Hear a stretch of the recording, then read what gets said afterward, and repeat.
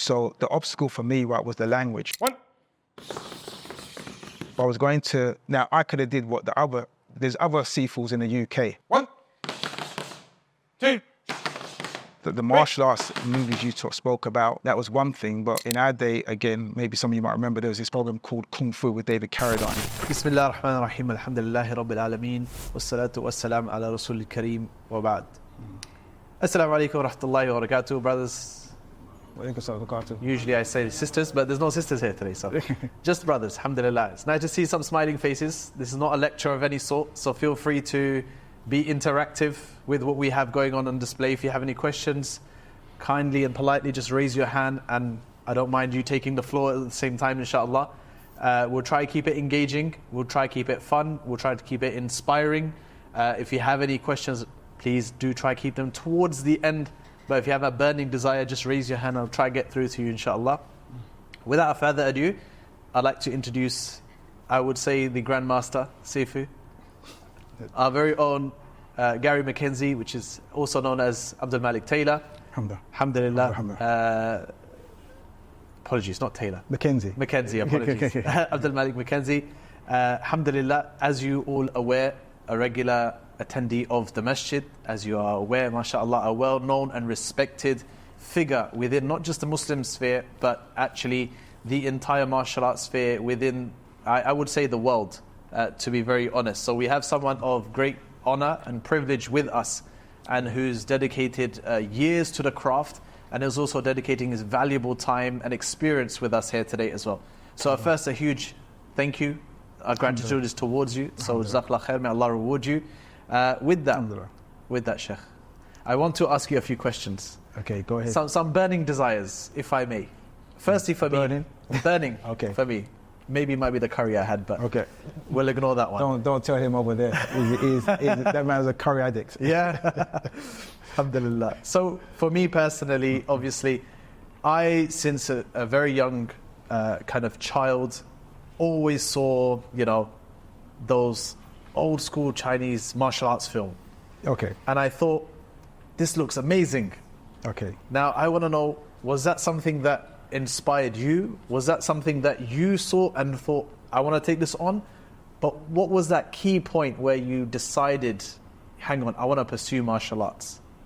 Okay, Bismillah. It's one of the things that did inspire me, but it wasn't the first thing that inspired me. Sure.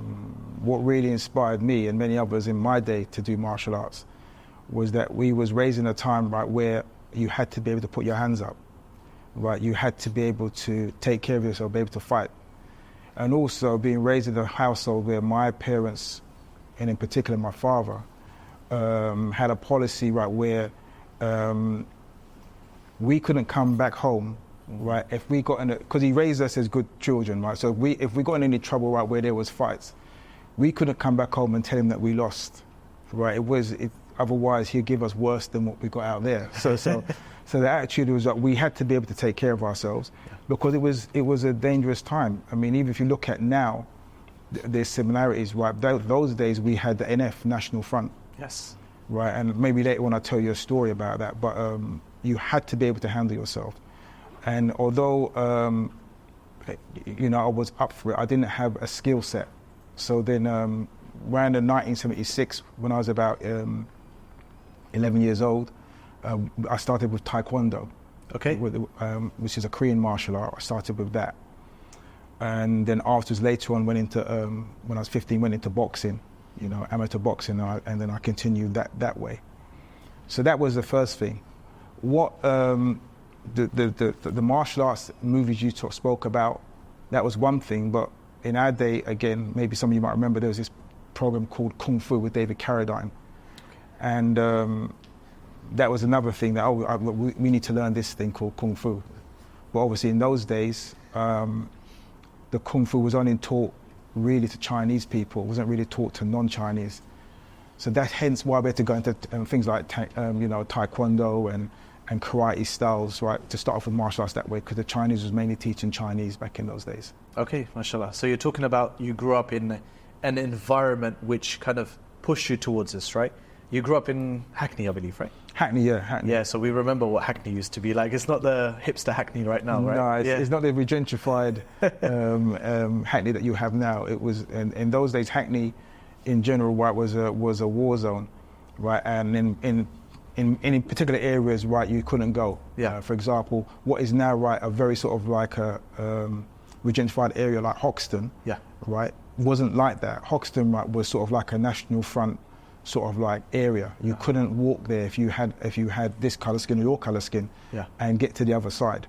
You know, so yeah, that's what it was like back in those days. Wow. Okay, so you kind of had to traverse through different martial arts. How did you end up at Wing Chun? Okay. Well, first, obviously, like I said, I always wanted to do Kung Fu. Okay. Right. Obviously, the Kung Fu series, influenced by Bruce Lee. You know, I was very influenced by Bruce Lee, seeing what he did. And then after studying the Taekwondo system, and I thought I was quite proficient back in those days. I met a Wing Chun guy, and for me, he wasn't even that good. He wasn't that good. But with my Taekwondo knowledge, which I thought I was quite good at, right? I was winning competitions and stuff like this, and with a bit of boxing training I had, I couldn't get near this guy. Wow. And it really did my head in. I thought, you know, at first I let my ego justify it and say something like, oh, you know, it was equals 50-50. But when I really sat before, he could have hit me and he didn't. Wow. Right? And I said, I need to learn Wing Chun. But like in those days, if you wanted to learn Kung Fu, if you didn't have, if you weren't Chinese, no one was really open the doors for you. So I had to wait for the, you know, for the right time. When I was around 17 years old, I saw this program called The Way of the Warrior with my first teacher, and I mentioned his name. His name is Simon Lau, and I said, "Well, I'm going to learn with him," and he was openly teaching at that time. So I enrolled both myself and my older brother to that class in 1982. Wow. The rest is history, right? Yeah. I mean, I stayed with him right for 8 years, from 82 to 1990. Wow, so that's a long journey. Yeah. What did you achieve in terms of your ranks with Simon? I got to quite a proficient level. I was actually one of his teachers, one of his instructors, and one of his branches in Edmonton. The first school I opened was 1987. Yeah. And so I was one of his instructors there. But I found when I got to a level around about 88, I wasn't going any further with him. Right, so I had to make a decision. Am I going to stick with this particular teacher, not go any further, which is I really wanted to complete the system, right? Or am I going to take another path? I told to take another path. So around about 1990, I realized if I'm going to learn this martial art properly, I'm not going to learn it in the UK, right? So and all the other Grand Masters or the Masters were in Hong Kong, right? So I said, okay. They don't speak English. This is another problem. So I said, okay, I'm going to study the language first, and then I'm going to head out there. So I studied language for about 4 years. Wow. And then when the opportunity came, which was a meeting with my Sifu, who's now passed away, in a restaurant in Chinatown. He invited me to Hong Kong, and then I went to Hong Kong. That's when it started, and that was in '95. So it took you 4 years to learn. You learned Mandarin, right? No, Cantonese. You learned Cantonese? Cantonese, which is a harder dialect of Chinese. I was just going to say, you learned the harder one. Yeah, well, you have to, because Hong Kong is the Cantonese, is a language they speak there. SubhanAllah. Okay. Mandarin is mainly in mainland China, Peking and stuff like that, and other parts of China. But if you want to learn, if you get by in Hong Kong, it's Cantonese you need. Wow. And southern China as well. So just a point of reflection, just for everyone, just to maybe take some benefits. You wanted to pursue, obviously, the martial arts. You got to a certain level. Yeah. And you saw a huge obstacle along your way. That obstacle being you've kind of squeezed out and rinsed out whatever's a bit available to you here before you had to think of going abroad, think of getting new teachers, exploring new horizons, and language being a huge barrier. So you put in 4 years of something completely not related to martial arts, but that would aid you on your journey. I find that very inspiring. And sometimes I think a lot of us, what we tend to do is we get to a stalemate and drop things. So I think that's something. What would you say? Did you have a drive? What was it that made you actually stick out at learning a language for 4 years, even though it wasn't martial arts? it's something that I always say to my students. If you want to, succeed in anything, okay, and there's some of them are here, so they remember me saying this. You need what I call the 4 Ds. Okay. All right. What are the 4 Ds? Okay. One of them is what you just said, determination. Yeah. You need to be determined, right? And unfortunately now, and this is not me just beating up on the youth, but I see this as a problem sometimes, with youth. It's very easy to give up. They're not determined. And what determination is, right, is that you're going to find obstacles in your way, right? And those obstacles, if you really want to get to where you want to get to, you have to go through them, around them, under them, over them, whatever you need to do to get to where you need to get. And that is what determination is. Yeah. So the obstacle for me, right, was the language. If I was going to, now I could have did what there's other Sifus in the UK who've been to Hong Kong, right, and they're trained in Hong Kong for many years, right? But what they did, they went with translators. Okay. And I did not want to do that. I said, I don't want to have to rely or depend on anyone, right, for my knowledge. Yeah. Right, and I'm a nosy guy anyway, right? When I used to sit with my first teacher, and we used to go to a Chinese restaurant, this is before Islam, and I used to sit with my teacher, then he'd have conversation with the chefs, and I was like, what are they talking about? Are they talking about me? So I thought, this is the language I have to learn. And when I decided I was going to go to Hong Kong, I soon realized that the language was going to be the problem, right? The good thing about the language, like you say, opens doors. Yeah. Right? Because when I did go to Hong Kong and I trained with my current Sifu, he realized then it wasn't just Wing Chun what I was interested in, it was them and their culture. Yeah. Because if you're going to take time to learn a language, it's more that you learn, and more you want to learn more to do more than just fighting and kicking and punching. Of course, because you've adopted the whole philosophy of it in that sense. The Absolutely. Culture, that you've lived and breathed it.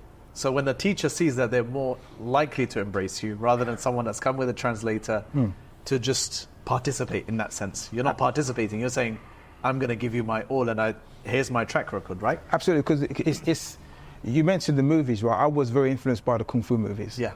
Right, and what you have in the Kung Fu movies, you have the Sifu, which is the master. Yeah. And you have what the Cantonese was a Todai, loosely translated as student, but not student. It means a follower, apprentice. Yeah. So what it is, he follows the master to learn his skill. Yeah. Right. So what happens is the master adopts him. Right. Wow. It adopts him, right, as you are now basically part of my family, and I promise to teach you everything that I know, and your job is to learn it. Right. So it's a very, very, very I can say close relationship, and it's a relationship, right, of give and take, well, a lot of trust and honor. So that's what I wanted, right? But I thought I wasn't going to get there if there was going to be a language barrier, right? So that's why I decided to learn the language. And alhamdulillah, the relationship I had with my teacher then was very, very, very close, closer than those who came to to Hong Kong to learn and needed a translator there. Of course. You know what I mean? Yeah, of course. So you're finding that now, the culture here, because I also want to relate what your experience is with what we face here as well at the same time. So if I can put it very loosely, how determination, we see that as a failure point here in our society, but I also find that we're not willing to be followers. At the same time, we're not willing to be leaders as well. Yeah. So in your experience of what you kind of learned on that journey, you were willing to, I think there's a mindset here. Well, how could you nail that mindset for the youth that are here, in the sense that you got to be able to do until you get? And I think that's what they're not willing to do. Part of it, right, is it's not all about the youth.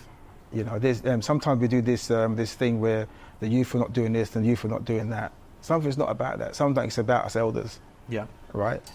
If we're not on what we're calling the youth to, then why should they come? You know what I mean? You know, why should they follow you? You know, you're not even on what you're calling me to. You're not even bringing it. But yet still you want them to do this, want that. What we need, right, we need elders, right, from among us, right, who not just talk the talk, but they walk it. And unfortunately, we don't have that. I'm going to be straight. Yep. Right, and in my game in martial arts, with the Wing Chun system, it's the same thing. in Wing Chun, right, has a very bad reputation among martial arts systems, right? I have to say, because of the teachers, of the teachers, right? You can only see bad Wing Chun, because right? If they're bad teachers or bad people doing it, you can only see that Islam is, unfortunately, for some people, it's not got a good reputation. Why? Because of how some people do the Islam, right? And when it comes right to the youth, they want people to aspire to. So what they do now, they pick up the phone and they look at someone like, I mentioned the name, and they follow this dude because he resonates with them, right? Very true. And for us as elders, we really need to understand what's in the hearts and minds of our youth, you know what I mean? And some of us are not willing to do that, you know. That's a very beautiful point you put forth. How do you think, because many people as elders may not be physically able to access martial arts in order to encourage, but how else can they support? That's an excuse. Yeah? That's an excuse. It really is an excuse. Right, they're too old, or they're too this or too that. You know, these are all excuses. Right, the way I train my students, right, I've got students right in my school, and they'll tell you, I've got students in my school that are in their 70s. Wow. I've got students in my schools who started in their mid-60s, and they're hardcore. Right, they'll tell you, I've got students in my school, right, they put the younger ones to shame when it comes right to the conditioning drills, push-ups, sit-ups, and all this kind of business, right, you know? Yeah. Because why? Because they're determined. Right, age is not a factor at all. We mustn't use these things as excuses. The way of the warrior, right, is not to use it as excuses. We look for reasons to train, not excuses not to train. Beautiful. That is, I mean, that's a cop-out, you know. The way of the warrior, which is the way my teacher taught me, is we claim, we don't blame, you know what I mean? Why is it that I'm not getting to where I need to get to? Not it's because of this, that, him, her, or she, or this, that, and other. Why is it that I'm not doing? Start there first, right? And then what you do, you add determination to it. Like I said, these obstacles, and you're trying to find a way to get past them. Right. I think that in itself is great advice, because many people, they don't know how to kind of jump into it.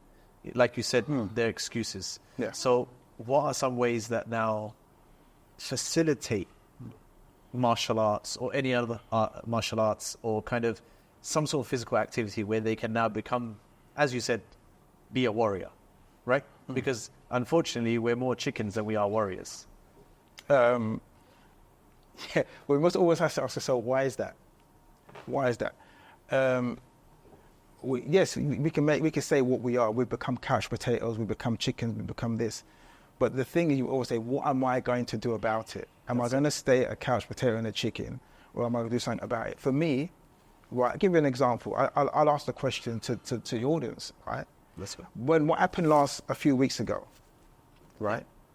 When there was the riots and everything was kicking off, and the racist thugs were going around smashing up the place and doing all sorts of mayhem. What did you all do? Youth, adults, what did you all do? From what I know, everyone closed their doors, shut their blinds. What did you do?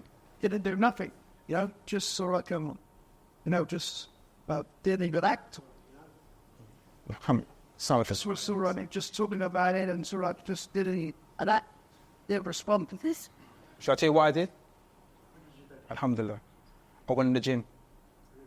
And on the bag, I started getting ready. That's what I did. Because for me, right, but the warrior mentality is like, well, what do? I can't. I don't get in the gym.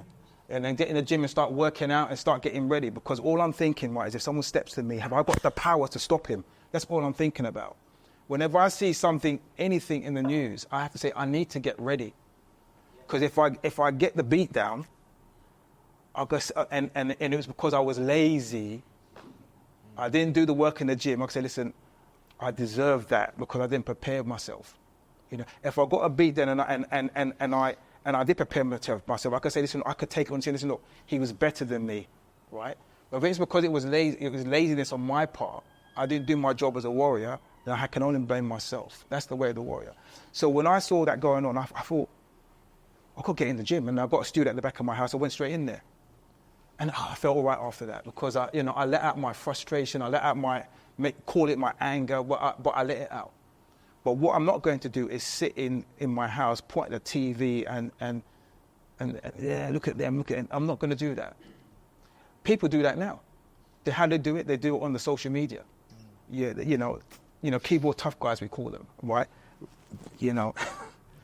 That's not the way. The way to always get in the gym and get prepared in case you might need it.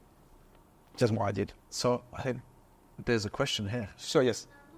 Oh, okay. Are you sure? Mashallah. Alhamdulillah, mashallah. Mashallah, that's very good. Keep doing that.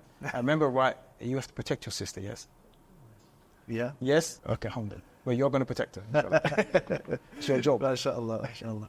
So, Sifu, in relation to, obviously, channeling that mentality, making sure whenever we see something negative, we become self-accountable. That's really what you're saying. Yeah. There has to be a level of accountability that I'm responsible, I will take charge, I will have something that at least I've done preparation for.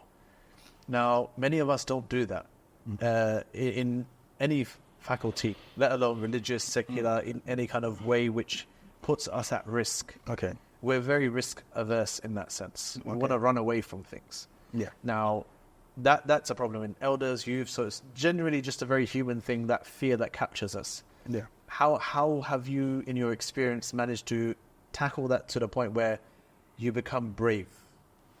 Okay, the first thing you have to acknowledge, right, is the fear. Yeah. Right. Anyone who says they don't feel fear, right, needs to go to the loony farm, right, and or get the people with the white jackets, come and take them somewhere. We all feel fear. Admit it. We have fear. Right, but the difference is, like one of the great trainers of boxing trainers, Custody Abdul said, right, the difference between the hero and the coward is one thing, right? One acts and one doesn't act. They both feel fear, right? But the best of us are the ones who can control our fear. Now, for example, for me, the fear should be like this. I feel so scared, I'm not ready. Let me go in the gym. Some people write, I feel so scared, not ready. Let me lock myself indoors. Right, so both right, feel fear, but the response is different. Or I feel fear, I don't feel safe. Let me find a way to protect myself in some way. Yeah. Right. A noble way though, right? Not like how some of these the youth are doing now. Yeah. They feel right. It's the way, and I don't mind. I don't know if it's right to say it at this stage. No, carry weapons. Of course, it's a reality that's happening on the streets. This is not the way, right? And like I said, in our day, you had to be able to put your hands up. In this day now, right? There's no honor to shank someone, right? It's like anyone can do that. You know what I mean? And it's very, very sad. But no, what you do, right, you empower yourself, you find a good teacher, get in the gym, get yourself ready, get yourself sharp. Yeah. And that's what you should do, in my opinion. I think that's great advice. Could you give advice to maybe how you want certain organizations and institutes to also get involved in promoting this kind of thing? Well, things like this gathering we have here is a start. Yeah. Is a start. But and also you have, I believe you have a Brazilian Jiu-Jitsu school here as well. We do, 6 days a week. That's good. And I don't know how busy it is, right? But really what happens is, right, is also, it's the parents, right, is the key thing. Yeah. Right? And I'm not saying education is not important. It's very, very important, right? But in my household, the daughter that I'm raising, right, she has no choice in three things: deen, combat, and her education. Everything else she can debate with me, but when it comes to being able to handle herself, right, and obviously her deen, what's her name, and education, she has no. Now what it is, most parents, right, they put the combat on the back burner, way on the back burner. If finances allow, time allows. No, but this is the thing. There's a word, right, that we don't like. It's the S word. Sacrifice. Yeah, we don't like that word. We don't like to do things that's going to hurt our pockets, right? But when it comes, right, what's the name, to your children who you love, right, and you want them to feel safe and protected, and you find them a good teacher, then you should say, "Oh, but mommy, I don't want to go there. It's boring." You're going, right? Because it is. I know what's best for you. But mommy, I don't want to go. Dad, I don't want to go, and all this kind of business. Listen, right? I know what's best for you. You'll go in there and that's it. It's just like going right to the dentist. You know what I mean? Mom, Dad, I don't want to go to the dentist. It's going to hurt. Listen, you need to sort your tooth out. You're going. Yeah. You know what I mean? But I don't want to go. You're going. We don't do this with martial arts with our children. We put it on the back burner, and then something happens, either they get bullied at school or whatever the case may be, right? And then, you know, you want to go and complain to the teacher. Yeah. You know, I have to say, it's your fault. Prepare your children, right, so they can handle their business. You know what I mean? But and we start from 4 years old in our school with the kids. That's great. That's great. If people want to know more about your school, I want to allow you to have a little plug in, so that they know more about the school, how long you've been running, where you're based, just so that people here at least benefit and that they can think of what's happening so far. We're going to continue. It's not finished. Yeah. So, but just so that they have some information, because we're referring to the school, but so that there's something mentioned about it as well. Alhamdulillah, right? Really, right, I'm going to say something that's going to really probably shock you. I'm not here to plug my school. I really ain't, right? I'm saying, right, to everyone inside here, not the youth, not just the youth, everyone inside here, you owe it to yourselves to be able to learn how to put your hands up and take care of yourself, right? I don't care what it is you learn.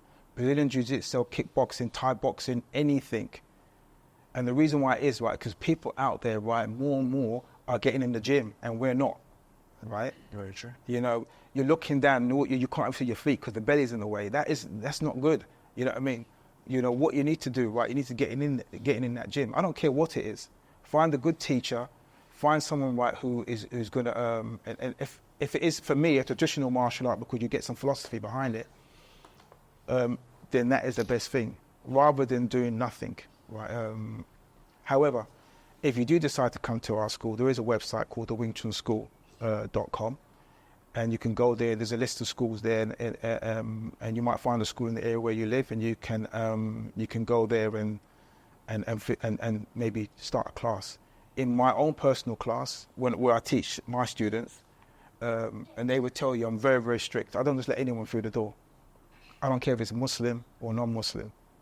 You know, I'm very, very strict. When you come to the school, I interrogate you, right? I want to make sure, are you right from the school? If you come with attitude and ego, you can stay. You can stay, all right?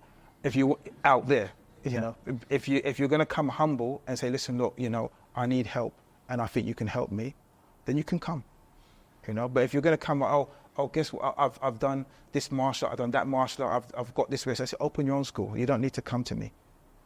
You know what I mean? You have to come, as Bruce Lee said, with your cup empty. Yeah. Right? And then maybe I could fill it with my tea. Right? That's how we do it. Then after what we do, we have a month probation period. So because I've accepted you into the school, it's not there. We have a month probation period to see if you'll get on with the rest of my students and you gel. And after that month, you might say, listen, look, I really like it here. You know, can I stay? And if I accept you as my student, if I accept you, then I will teach you my Wing Chun. Not just because you drop our money to me. No, if I accept you as my student, because when I accept you, it means, well, I'm going to teach you everything that I know. I'm not going to hold nothing back, right? So it says, if I accept you, then obviously then you can stay. That's the traditional way, right? And which is different from some schools have. They have a coach. He's a coach. In my school, no, I'm a Sifu, right? When you come in, right, you have to do things our way, or there's a door. Yeah. You know, subhanAllah, I find that very refreshing, because that's a very traditional approach. And even based on Islam, for 1400 years, we've had a huge tradition. Yeah. You stick to it and you see what it has given us for the past 1400 years. We're standing on the shoulders of giants, right? Absolutely. So when you come from a tradition, you understand that there's results behind these things. Absolutely. There's a reason why this has outlasted time in that sense. So it's beautiful to see that you carry that tradition down. My question here is, how do you expect, or what would you like to see in the future of martial arts, and particularly Wing Chun, in the near future and also past your time? Okay, for me personally, I prefer the traditional approach. Yeah. Right, that's what I would like to see more coming back. Unfortunately now, right, with the social media and what's happening out there, I'm not knocking anyone, right? If do mixed martial arts, do any martial art you want to do, that's fine. The thing I sometimes see, right, with the modern approach, right, and what you see out there, right, is because the coach, right, doesn't have a Sifu type aspect, Yeah. right, the reverement or the respect for him is not there, right, to a certain extent. You know, it's just someone who trains me. You know what I mean? Whereas in traditional martial arts, I don't have that, right? The teacher, the master is revered, and rightly so. Yeah. Right, because he's come right from, and we have this in our Islam, he comes from an isnad, he comes from a line of grandmasters, right, who is giving him the ijazah to teach, right? It's not just anyone just coming, you go to the gym and someone's doing this, someone's doing that. No, what it is, right, no, someone has said this, no, this person, I'm saying he is okay to teach this, you know what I mean? He has mastered the system. And so that's what I prefer, you know? And we don't have that in martial arts. Yeah. Right now, what you have now, well, we do have it to an extent, but we have it less and less now. Okay. Anyone opens a gym, you can go there, right? So that's what I kind of hope will change, right? I can say the pedigree of teachers will be better, and that way you'll have better students. Because if you see a bad students because they were bad teachers, not because the students are particularly bad, just that the teacher was bad. It's great that you're thinking about the future in this way, because I think what lacks in general society that we see as well is the lack of human connection between the things, Yes. right? Mm-hmm. And it's great to see that from your experience and the martial arts side, that there's this level of what we call in Islam suhbah, which is that intimacy, that closeness, that relationship is one of shared feelings and shared emotions. It's not just a contract between I give you X amount of money and you for X amount of time teach me your X amount of experience, right? So it's great to see that you do that. I mean, there's a lot of overlay in terms of philosophies and the things that Islam has, as well as the Chun philosophy has as well. What kind of balance do you find between the two, as in personally? How do you find it intermixing for you in a way which is so enriching? You find both really complete your life. And alhamdulillah, but as you may have known about before, right, Islam, I was with the Jehovah's Witnesses. Okay. I was with the Jehovah's Witnesses, right, for many, many years, you know, and I used to minister for them as well. So I know that religion inside out, right, that form of Christianity. You know, the Unitarian Christians, but they're still not on what we're on. Yeah. And now they had this part in the religion where you got to turn the other cheek. That doesn't work for my nature. You know, I can't have someone hit me on my right cheek and I give them my left cheek. That's not happening. Now, what does Islam teach you? Fight those who fight you. Straight away, I was in.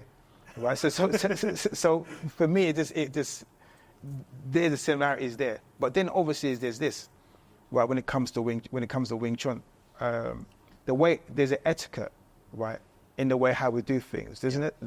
There's just when you enter the masjid, you say Assalamu alaikum, right, to everyone, don't you? Yeah. In our gym, we come in, we pay respects. What does that mean? It means I have the hand of peace. But if you want war, we can give you war, and that's respect. One of the biggest lessons you learn in martial art is how to respect others. What I'm saying to my fellow, colleagues in the martial art team is, thank you for allowing me to use your body to improve myself. So if we hit each other hard and we take a foot shot, and I'm going to keep saying, oh, sorry, right? You know, martial art in general is about the hurt business. So we're going to get hurt in our training, right? But as long as there's no malice, right? Because I've showed you, listen, you know, I'm respecting you. Hand of peace, but we're going to do war now, you know? Then there's that. Then we go into our training. Yeah. But with me and my students, alhamdulillah, whether they're Muslim or non-Muslim, we do everything together. We eat together, we travel together. Just weekend, we did a retreat in Dorset with some of my students. We go to Hong Kong and China together, right? And we visit the grandmasters over there.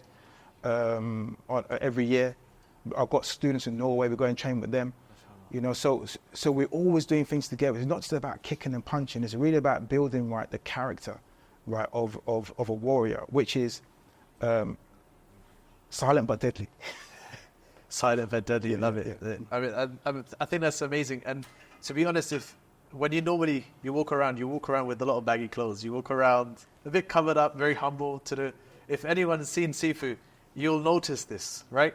But something someone told me a long time ago, I'll verify it right now, is that you punch back like a punching bag, but it's filled with metal balls. Is that correct? Used to. Okay. I'm getting old now, alhamdulillah. Okay, old. So just want to remind you, the silent but deadly thing is very true, right? Yeah. Appearances may not feel like it, but you don't understand the person's caliber. And that's why I introduce Sifu as the Grand Master, because we don't realize who we're sitting in front of. And like we respect our scholars, like Sheikh Fuad is with us. Alhamdulillah. Right? Alhamdulillah. We have our senior scholars with us. Alhamdulillah. We also have our senior Grand Masters with us as well. And homage and respect has to be paid as well. Sifu, I want to ask you of some interesting stories that inspired you along your way whilst you were out in Hong Kong and China. Yeah. What kind of things stayed with you and cultivated you to this day that you think about? Something that really is still with you. I would say more than actual physical training. Yeah. Right. And you know, and there was a lot of physical training. There were some ups and downs as well, because there was some racism. Okay. You know, but the language, you know, took care of that as you know, very easily. You were able to just counter it by speaking to them. Yeah, because obviously they don't realize that you can speak the language. You know, even in Hong Kong, right, and you have non-Chinese people there living there, but they don't bother to learn the language because English is the second language there. Okay. So you have people living there, right, for 20 years and they don't bother to learn the language. Okay. And I've come from the UK, and alhamdulillah, right, you know, I'm fluent in the language. Yeah. Right. So when I go to Hong Kong and China, for me, that's the one thing that blows them away. Even in China, right? Sometimes they're touching the skin to see if they rub it hard enough, yellow will come through. They just don't believe it still. SubhanAllah. So those are some of the experience that I have.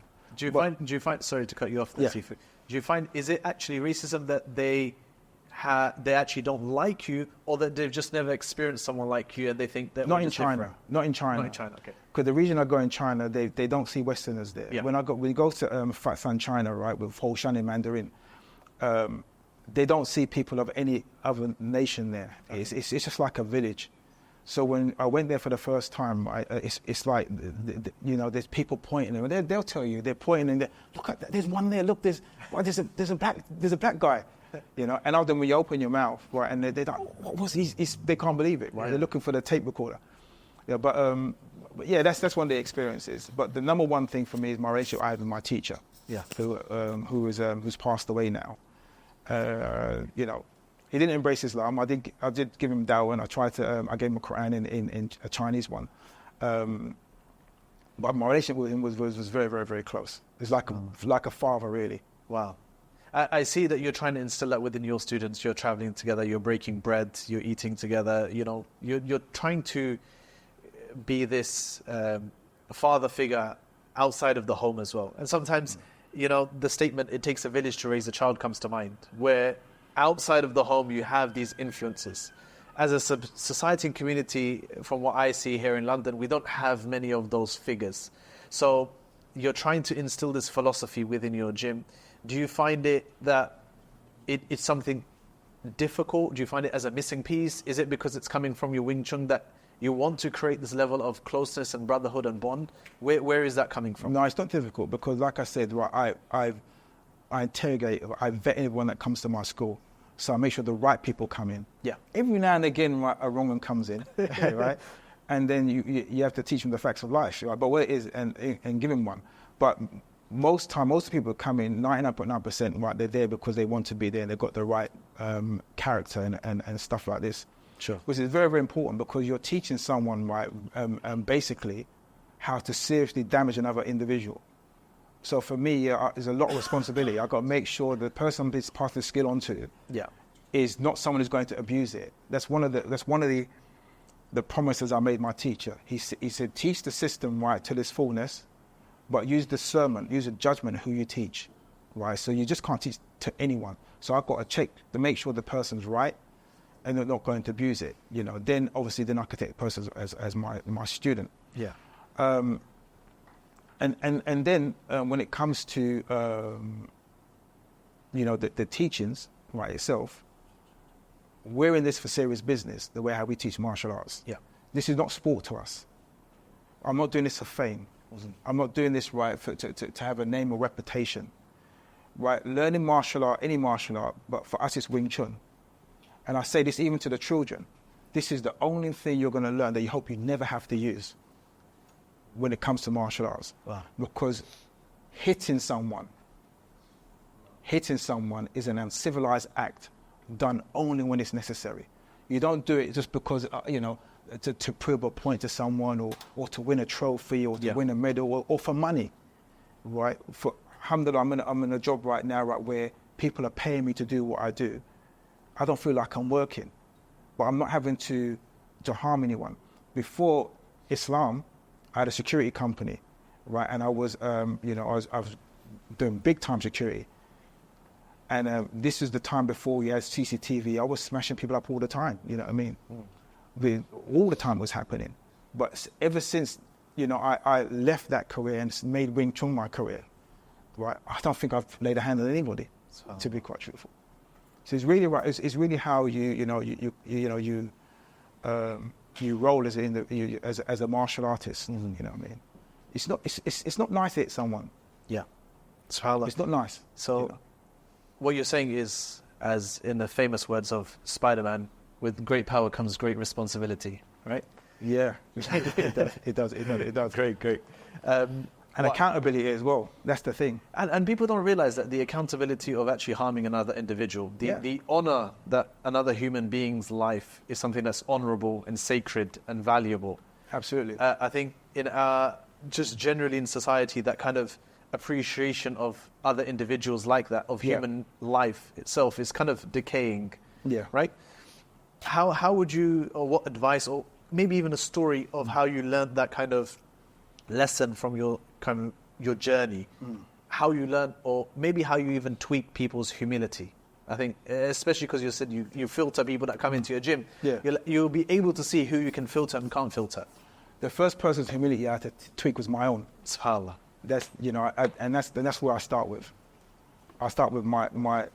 So therefore, right, to give you an example, right, I wasn't going to include this, but I'm going to include it because it taught me humility. It's one of the reasons, right, why I started the Wing Chun system and alhamdulillah, I trained the way that I train. I'm not bigging myself up, but the way how I train, right?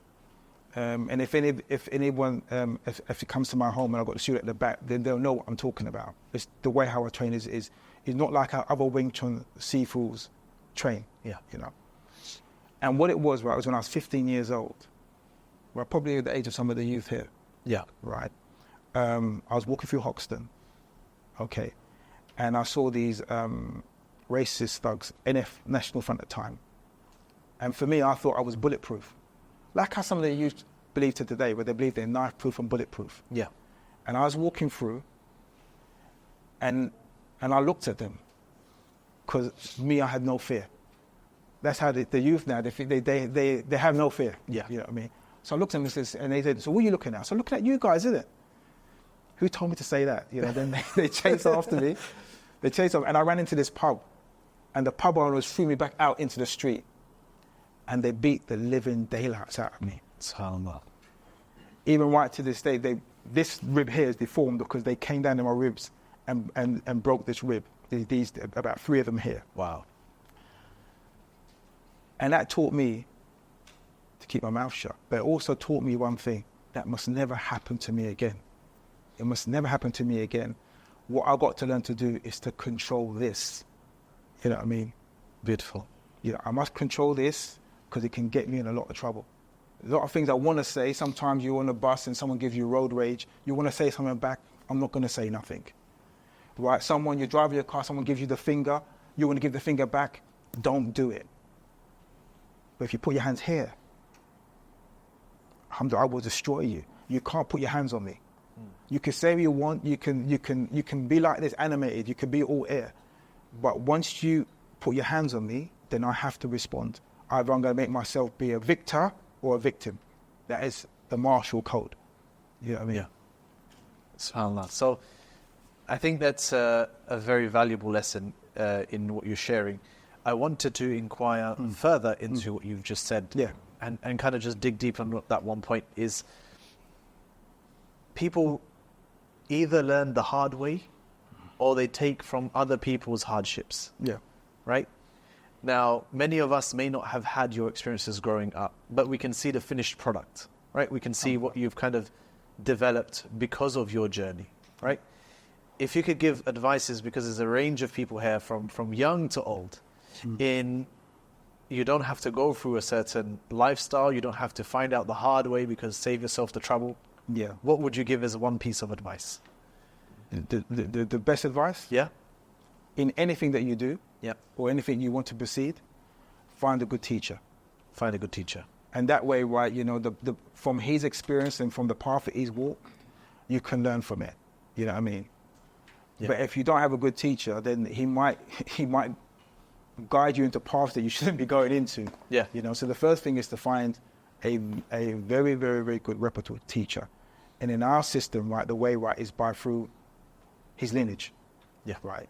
If he's got a good lineage, as we call it, a good isnad, going back to the founder, going back where you can count who he's taught by, how long he's trained with that person, what they trained in, and whether he gave him the permission to teach, then that is the way forward. You know what I mean? The best way. Because the way it's done in the traditional way, right, is that first, if I do something rubbish, right, if I do something rubbish in my martial art, they're first going to say, who taught you? Yeah. Right now, I've put shame on my teacher. You know what I mean? But the teacher should not have let me out there Into the world, into the first place. You see, and that's how we do it. So basically, find a good teacher first is the best thing to do in whatever you do. And then obviously, last thing was one of the questions I asked my teacher, similar to what you're saying, right? Is in the Cantonese word "yao sam gei hok," which means, right, you must put your heart in it when you learn. Right, really put your all into it. You know, not just half-hearted into it. Say, no, listen, I'm going to do this. And to do this, you need to have discipline. You need to be determined. You need to be dedicated. And you have to have desire. You have to love what you do. I had the 4 Ds, you know what I mean? And that was determination. That was an obstacle, right? And I was determined to get to my goal. You know, no. So just because you had a few racist people, right, alhamdulillah, I had the language, so I could give back. Once the mouth opened, oh, he understands, then they behave themselves. You know, the racists didn't come anymore. But yeah, there was a few. Sometimes it's a simple stuff. You might be one of the grandmasters. I had to put him in check. One of the grandmasters, actually, now I won't mention who it is. I'll tell you, one of the grandmasters, I had to put him in check. And we was in China. It was a big conference. So all the grandmasters were there from Hong Kong and China throughout the world, and big conference there, massive conference, right? And I've come in there, and then one of the grandmasters said a racist term, right? Basically the N-word, right, in Chinese. And in front of all the grandmasters, imagine this, in front of all the grandmasters, I said, listen, I don't like what you just said there. So he put his nose out of joint, and he's like, oh. I said, I don't like that. I don't like what you said there. He goes, oh, I'm only joking. I said, I don't like those kind of jokes. And everyone was quiet. But you know what? The respect is there. Listen, look, it doesn't matter who you are, you have to come with respect. You know, you could be the biggest grandmaster. If you come with disrespect to me, I'm not accepting that. So what he did afterwards to make me make up for it, he gave me his VIP card right for one of the hotels, and I had first class room, and then to say, I was sorry about that. And he gave me the VIP card. That's a nice apology, mashallah. Yeah. 5-star Hilton treatment. Yeah. It's a mode of transport to get to A to B. Martial arts is for a reason, to take care of business, right? That's the end goal. So if anyone's doing martial art for wherever they're doing, they can't take care of themselves, then you've missed the boat, what martial arts for. So although I do our martial arts for other reasons, other benefits, the number one benefit and the number one purpose is to be able to take care of yourself. Should be. And that hasn't changed in my view. Favorite technique, the one that works. And that could be anything at the time, you know what I mean? The one that works. Sifu, I have a question, if I quickly can. Yeah. Have you ever used something very serious in a real life situation? Alhamdulillah, I'm not proud to admit, but on many occasions, I've had to, you know what I mean? You know, and in life and death situations, you know, I'm not proud to say I've been stabbed twice, you know what I mean? And you know, I'm not proud to say some people have been seriously damaged by me, but they deserved it, you know. And I mean to say that they deserved it. Anyone that I've given it to, they've had to get it, right? But yeah, I've had to, and that's the thing, right? That you have to. I just said what you said about responsibility. Yeah. When you decide, right, what's his name, to hit someone, another human being. Yeah. Make it be because they deserve to get it, and there was no other way. No, don't just do it because I lost my temper. Yeah. You know, you can't do that. You can have a temper, right? But the first person you have to be in control of is yourself before I can control this individual. Yeah. If I've lost the plot, and I do some serious damage to somebody, then that's on me. Of course. Right. So the first thing you have to do is keep yourself calm and only act because you decided to, not because someone pushed your buttons. You know what I mean? Yeah. Yeah. Alhamdulillah. Do we have any more questions in the floor with the audience? Any more questions, brothers? No? MashaAllah. Jazakallah khair. And I came from where I was with Islam. Actually, that was actually in my school, in fact, to be quite truthful. Right? I was on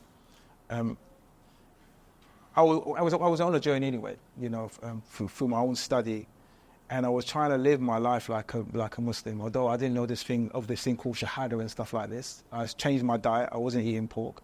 I went off on my own and even got a circumcision. You know, I just said, let me go and take a circumcision, right? 29 years old, right? So I started doing all this.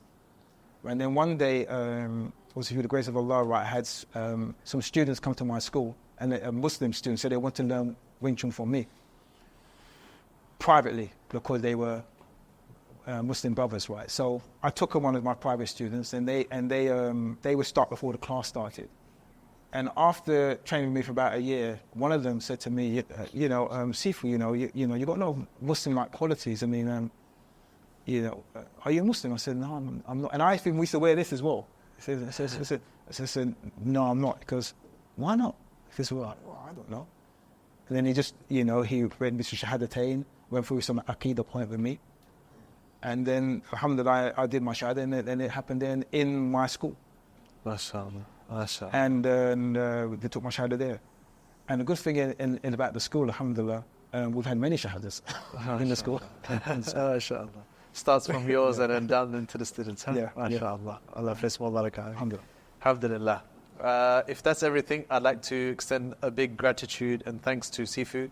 May Allah reward him, place barakah in his works and efforts for everything that he does. May Allah allow us to also walk upon the path of being strong believers. I think it's very important that we make sure that we realize that if we are not, that our families are, the wider community is involved in some level of martial arts. As Sifu said, he was very humble enough to say that he wasn't here to plug it in, but once again, it's thewingchunschool.com. Please do remember that, inshaAllah ta'ala. Also, as Al-Ansar, if you don't want to venture out, we also have the BJJ Club 6 days a week as well. That's what you should be plugging. Yeah. Well, they're both plugged. Alhamdulillah. Jazakallah khair. Now, as I said before, right, in the talk, right, Wing Chun is based on two key principles, which is economy of motion, conservation of energy, right? So we have certain theories, right, to do that, right? So if I brought, if you come a second, yeah. Right, this is Sifu Luca, one of my students, obviously. You have Sifu Alam here, right? He runs a few schools. You have Sifu Max here, Sifu Jack. Sifu Abdul here, and you have Sifu Kola. Kola is my longest student for 30 years with me. So when you see me do something, I don't think it's me, right? It's them making me look good. So anyway, with Sifu Luca's here, right, just going to show you what happens is what we try to do with our opponent. Hit him here. So I'm not going to hit him anywhere like this because his body will turn. I'm not going to hit him here because his body will turn. So what we try to do, hit along the center, right, because he will have to absorb my force completely. So when we attack the opponent, we attack along the center line, right? If he doesn't go and he goes off, alhamdulillah. But if he comes after me, I'm ready. So I'm telling him, calm down, calm down, calm down. If he comes forward, bang, straight away. If he goes to throw a punch, it might be this. Before the hook punch, it might be this. Other side, it might be that. But the main thing, right, he has to get hit. If he throws a punch and I block it, what's he going to do? Throw another one. Why? Because he's not being hit. How many times have you seen that? Bang, like this, because he's not trained. Even people who are boxers, they damage their hand because they're wearing the gloves all the time. The fist and you ain't got a weapon. It's not conditioned. In Wing Chun, we train all this. One. Keep function. Step turn. Two. Step turn. Three. Step turn. Kick entry. 4. Step turn. 1. 2. 3. 4. 5. 6. 7. 8. 9. 10. Right edge. 4 punch. 1. 2. 3. Go looking for an elbow. In this range, he just has to kick me. Right? What I do, right, he walks onto it. See, there's 1, 2, boom, boom, here you go, take that. You know what I mean? Or if I do 1, 2, and he misses it, I do 1, 2, miss it, boom, he walks away from it, hey, there you go, you can walk into that. Yeah? So the main thing is, right, is that someone walks into the elbow. You don't go looking for the elbows, right? So that's what you saw in that drill.